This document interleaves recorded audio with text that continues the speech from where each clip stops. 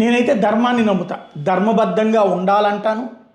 నాకు సాధ్యమైనంత వరకు, అంటే తెలియక తప్పు జరిగితే చెప్పలేము, అది తెలిస్తే వెంటనే తప్పని ఒప్పుకుంటా, లేదంటే ధర్మబద్ధంగానే ఉండాలనుకుంటాను, ఉంటాను. అయితే నేను చెప్పేదే ధర్మం అనేటటువంటి అమాయకత్వం ఉండదు. బట్ నేను గ్రహించిన ధర్మాన్ని ఆచరిస్తా. తప్పుని తప్పని ఎత్తి చూపెడతా, ఒప్పుని ఒప్పని సమర్థిస్తా.